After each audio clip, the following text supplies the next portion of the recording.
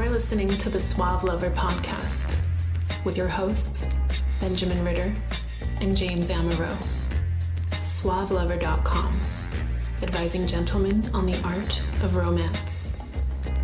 Now sit back, relax, and enjoy today's episode. Science tells us that women are interested in one thing from men. What's the number one thing that women are interested in? Just dick pics. Dick pics, of course. You might think that because you're probably interested in how she looks. And so you might, if you are projecting what you find attractive onto the psyche of a woman, think that, well, if looks matter to me, looks must matter to her. And indeed, they do to some degree. No, but you may believe, okay, well, I'm hyper concerned about looks because as a guy, you're visually stimulated. So therefore, she must be. It's one of the hardest things I've ever had to disabuse a client of is she's out of my league. She's too pretty. She's out of my league because she's too pretty. And never is she out of my league because she's too well educated. Never is she out of my league. Right? Although I've had a couple of guys that I've worked with who are like, I have no problem talking to any girl who's pretty or whatever. But then as soon as I find out she's a doctor or a lawyer, I just get all stymied and I don't know why. It's status anxiety. That's a very interesting phenomenon, but that's not what we're talking about. Yeah, I've noticed static anxiety myself. I've seen it in other people as well. Oh, she makes more money than me. I think in myself, it was more just a personality misalignment because let's say she was a lawyer. Her aggression wasn't really something that was attractive to me. Okay. Where I see in other men that if a woman makes more money than them, they don't feel like men, which is really strange. That's weird, isn't it? Right? I don't know when society told men they had to make more money than the women. For about 5,000-6,000 years, it's been the provider role. So that's definitely changing. And the idea at work there is something called hypergamy. Hypergamy means that women marry up. And that is why you can have something like up in status. Up in status. That's right. That's why the prince can marry the beautiful maiden who happens to be a farmer's daughter, but never do you hear the story about the princess going and picking the sort of lowly axeman. There's no fairy tale that describes that circumstance. Aladdin had to become a prince first. Right. So that's right. So that is kind of the idea is hypergamy. So people have the status anxiety. But really, what often happens to guys is they assume, well, I'm interested in looks. Women must also be interested in looks. Or they're interested in a guy with a lot of money. I know players who don't look very good, they got a lot of money. Or they're interested in tall men. I wish that I were tall. So there's a lot of things that guys think women are interested in. But then I notice when you have a guy with a ton of money, he feels that he can start buying women. Or maybe he feels more confident in himself. Or he gets more opportunity because women realize he has more money and approach him more. Sure. Instead of him actually going out there and reaching out and putting himself on the line for a woman that he feels is prettier than him.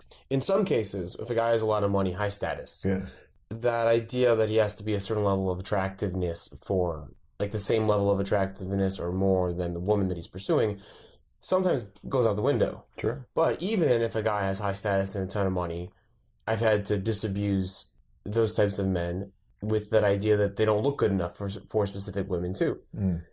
A lot of times they try to make up for it by spending a lot of money on these women or trying to buy their attention. But it isn't your physical appearance that is going to really turn on a woman.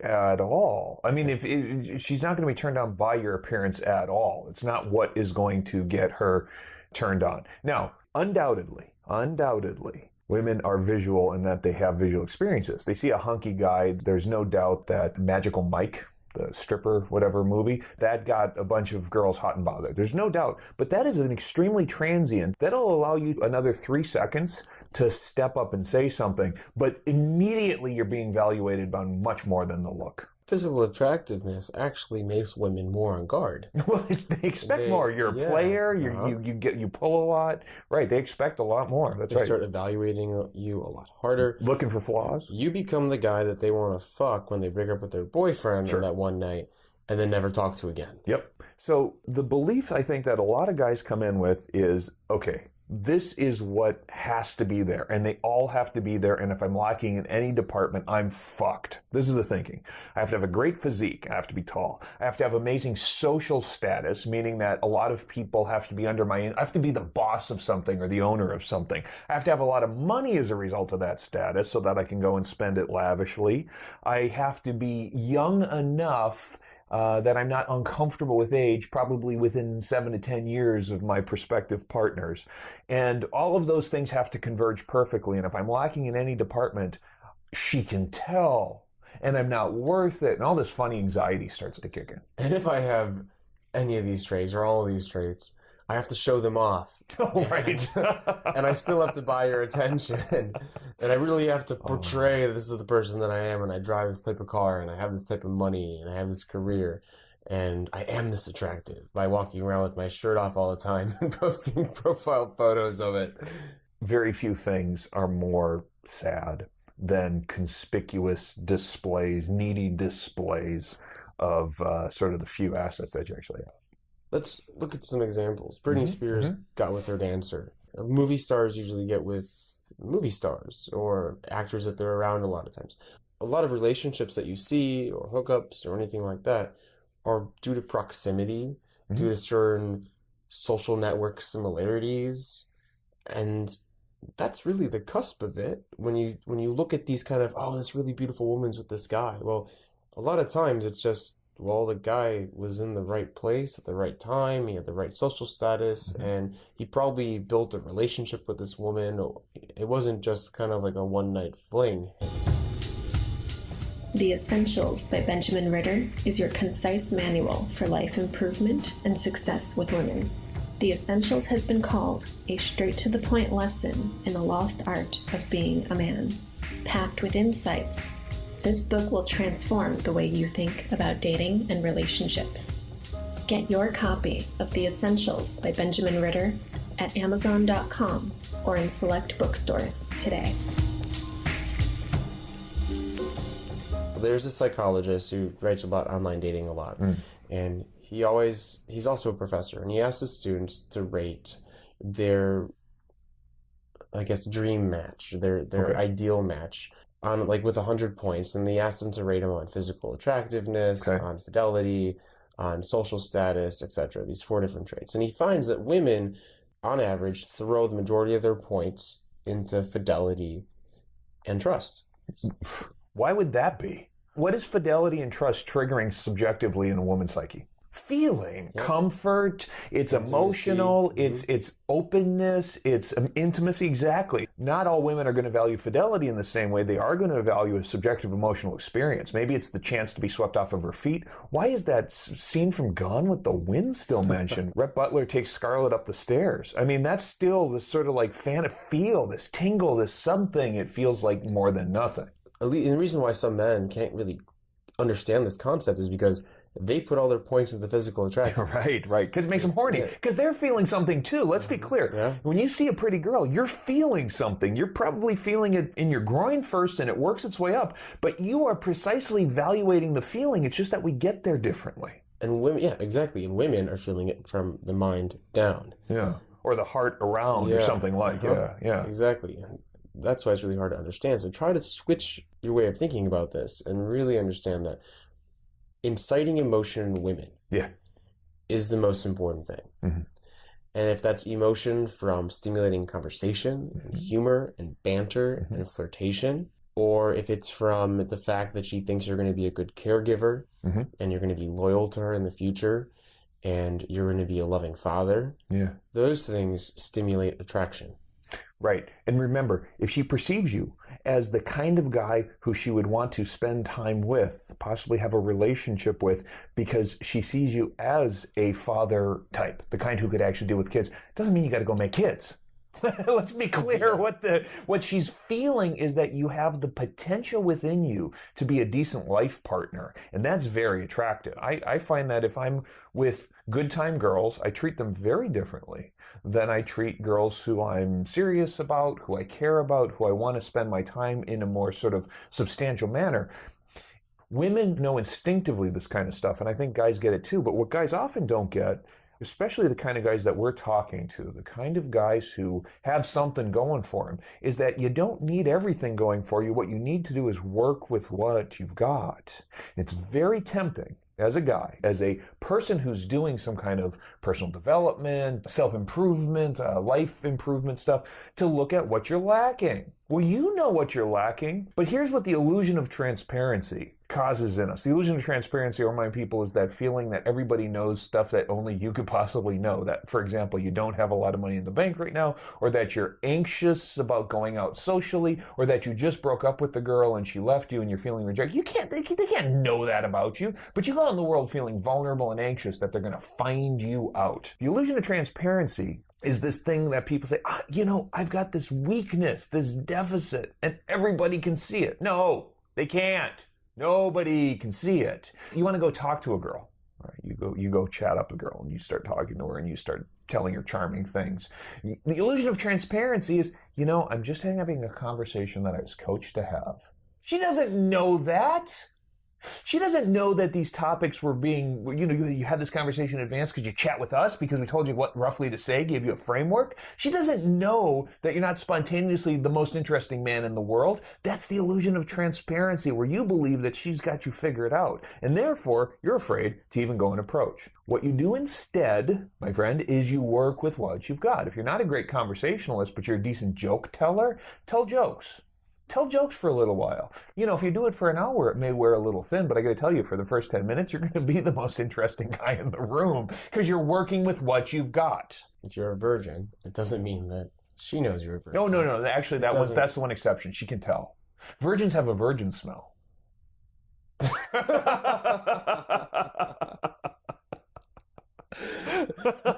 I can tell too sometimes. I look around a room and I'm like, virgin. You may never have approached a stranger in your life before, but when you walk into a bar or a room or a party and nobody really knows you, they don't know that about you either. They don't know it's the first time you've ever talked to someone stranger. No matter what you're coming to the table with, you can create whatever it is you want to create. Yep. If you were a virgin, you can still be extremely sexual in your interaction. If you don't feel that you are a good conversationalist, you can prepare 3 different conversations. And let's say, we want you to work with what you have. If you're really good at telling jokes, tell jokes.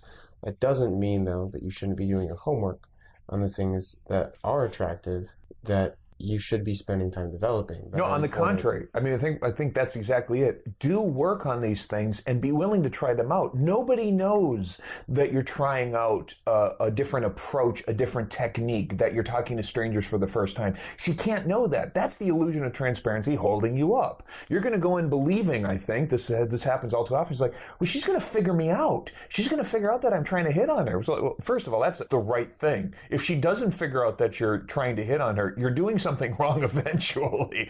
She's going to figure out that you instructed me. No, when we're talking together, I'm just your buddy. I'm just hanging out in the bar with you. She's not going to feel that I'm feeding you these facts. That's all that stuff working on in your head.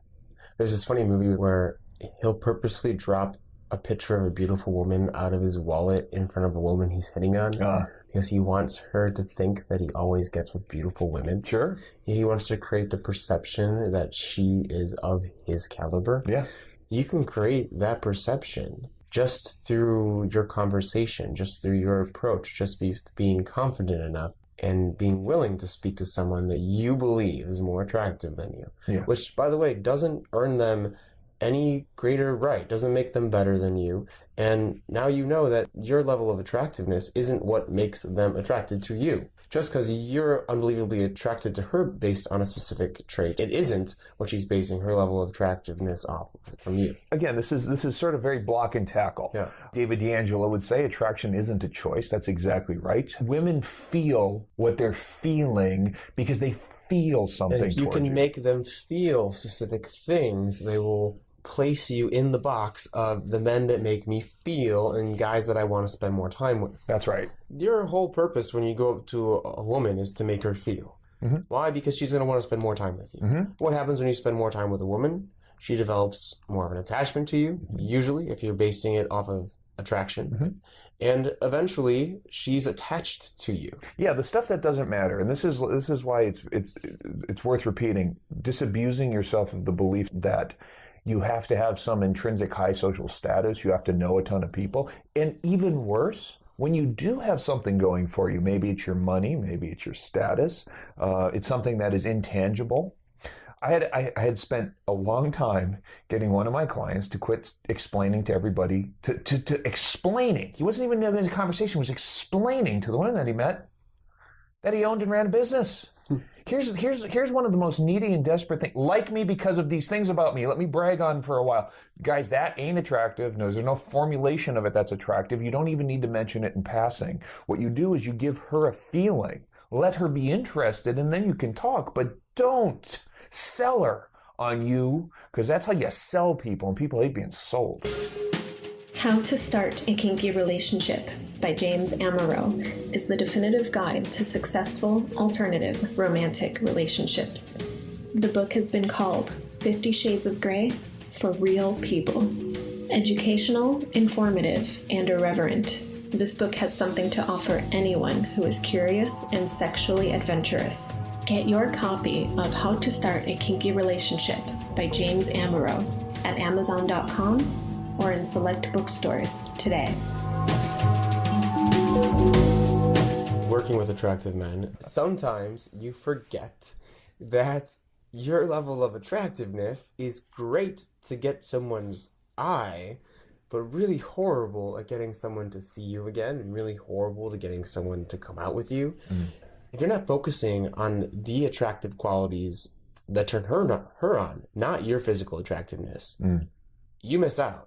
And a lot of times you're sitting there with your shoulders shrugging, being like, "Wait, but I'm cute. Why didn't this work?" I would like every girl that I meet, that I get close to fall in love with me, even if it's only for a couple of hours. I mean, that does actually totally boost my ego, even if it's temporary, even if it's just but ideally it's a peak state. It's a strong, intense emotional response. Okay, so we're telling men what's attractive to women and saying, get it out of your head. If you think that you're not attractive enough, if you're balding, if you're too short, if you don't know how to dress, if you don't have the amount of money or the career. No, any of those things. You don't know how to dress, you're balding, you don't know how to handle yourself socially. All of those things aren't limiting factors, but if you don't do something to compensate for them, and now I've got buddies, not clients, who are self-handicapping them in the worst possible way, whether it's their sense of style or the lack thereof, or their indifference to their appearance, I mean sheer indifference to their appearance, whether it's expecting because they think so much of themselves. Don't you know I'm a very serious musician in this town? That they expect the girl to pry out of him his backstory and whatever. That's self-handicapping. I mean, if you have some basic social sort of charms and some tools, and you don't dress in such a way that makes people say, well, did you just fall off of the boat?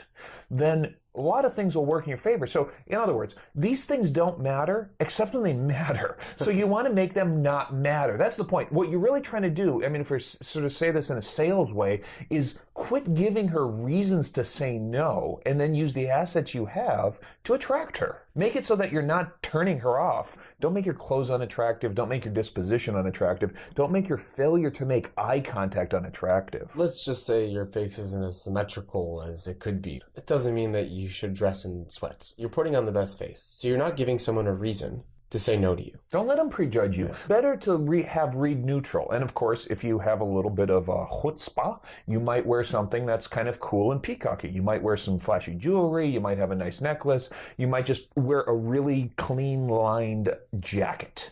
If you're a little overweight, don't wear a shirt that shows your belly button. It's, you dress appropriately. No, not unless it's a see-through wife beater and where you own it. Like, if you're going to own it, please don't ever do that in front of me. Why'd you cut the nipples out of you? You're right. No.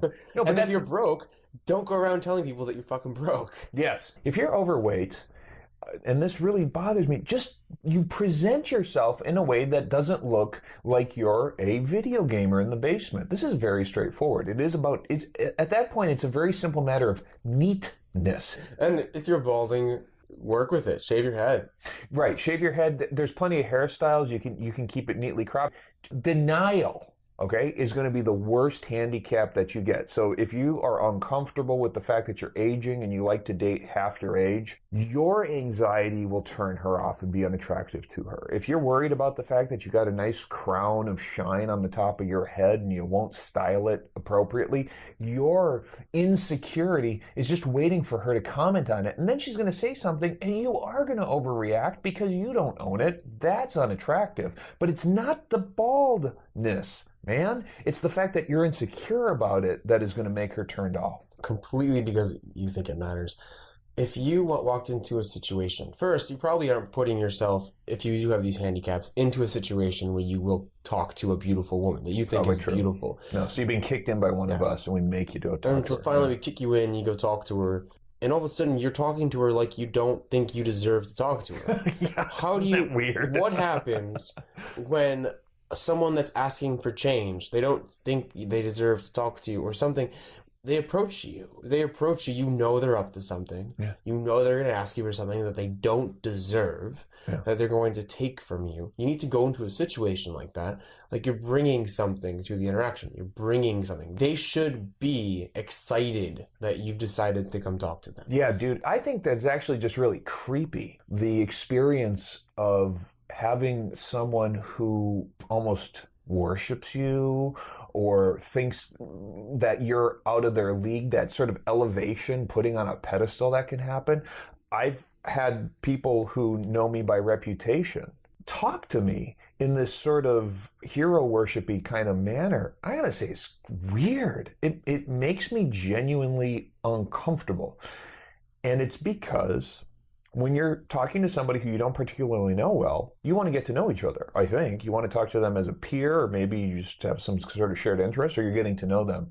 And if they say, yeah, you know this thing that you wrote about this one, or you said about this, I feel like I'm being idolized a little bit. And I actually don't think that you're talking to me as a person. I kind of think that you're talking to me as a projection of things you believe.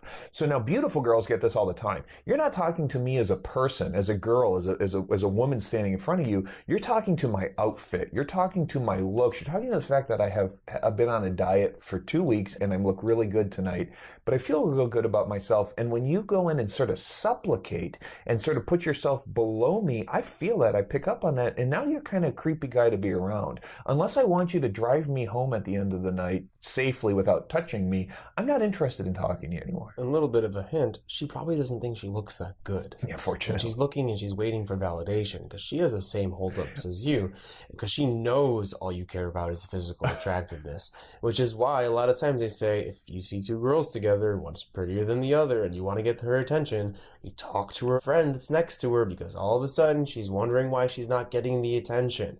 She craves it madly. What a crazy, weird glitch this is. Again, use this as a fact, keep it in your archive, exploit it if you must.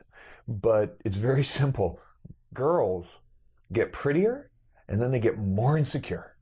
Weird that it would work this way. I mean, a girl who doesn't really expect much of the world, she doesn't care. She's not worried about how people perceive her because she's kind of given up. But no, when a girl gets pretty, she knows what she can get. She's insecure because she thinks that guys are out of her league and they think they just want the one thing. And that creates this weird sort of state. I'm just glad I'm not a pretty girl. And then if you get a girl that's super professional and not as attractive, she starts doubting all the guys that are interested in her. And she wonders why because she has years of no attention. Yeah. It's a really interesting, guys, before you approach a woman, put yourself in her shoes. Or, because you don't understand her shoes. Right. Never mind. I take that back. Yeah. Just looks don't matter. As long as you've done your best to minimize the straight up no. No, you'd mentioned that people who are equitably matched in attractiveness tend to make the better long-term partners.